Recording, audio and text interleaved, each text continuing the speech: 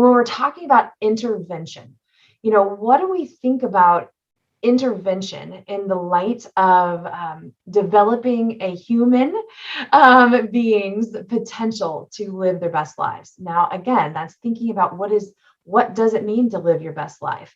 What do they want in that space? And then also, what is our role in that developing of that, that self-determination is really what I'm thinking about. Absolutely. And so I just appreciate the opportunity to talk about this. I think since I've been in the field for a while now, I've been a BCBA for 12 years, and I think it's something that was always kind of lingering there in the background, but has really kind of come up recently, this anti-ABA movement. And I think that's one of the things that I always try to incorporate, as far as even from day one, when I get a referral and I talk to a family, I'm sure to, talk to them specifically about, what they see as barriers and what they could use our help with, or our expertise. My expertise is how to change behavior, how to, whether it's, looking at a barrier that may be interfering with the ability for this individual to have a more meaningful experience in this realm,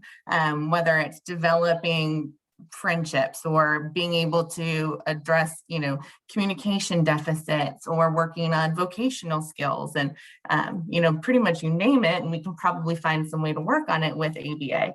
Just because I think it's an important goal, it doesn't mean that it is an important goal for them.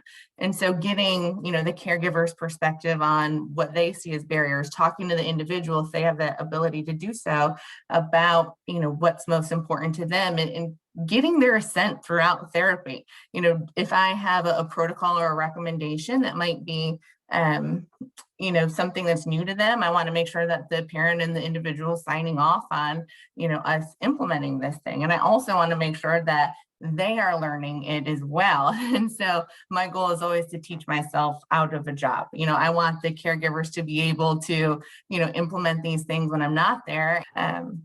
Speaking up if you do have questions or concerns, or if you have a little bit of an icky feeling or aren't sure about what this thing is or why we're doing it or how it plays into those bigger roles. I really want my families to know that this is ask me questions. If you have any questions, talk to me about it. Sit in on therapy.